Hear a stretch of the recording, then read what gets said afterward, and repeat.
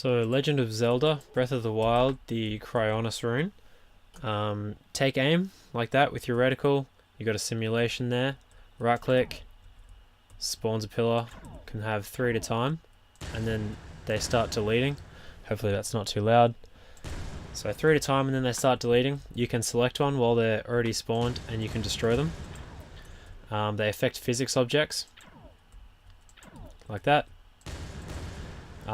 You can spawn them beneath the player, like that.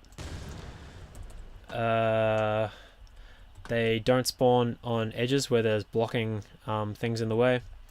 You can climb on them to get to places where you couldn't otherwise get. And they only spawn on water. So this is water. This is the surface that I've marked as water.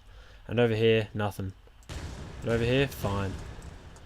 So that's the Cryonis ability. The sounds are obviously temporary. You could improve the materials a lot as well.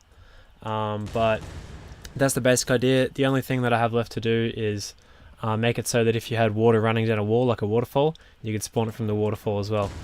But that's it. That's the Cryonis ability. I'll make a tutorial for this coming in the next couple of days. It's actually pretty easy to make. It's a bit long, but it's pretty simple. And after that, I'm going to try and create all of the rest of the runes from Breath of the Wild as well. So we'll create Cryonis. We'll create Magnesis as well, picking up objects and moving them around with physics.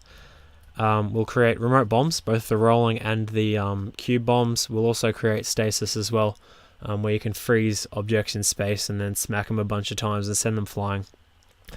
I love Breath of the Wild, dude. It's literally my favorite game, so I'm really looking forward to this. That's it. I think that's all I wanted to say. Let me know if you think this is cool, and I will see you in the next video, guys. Peace out.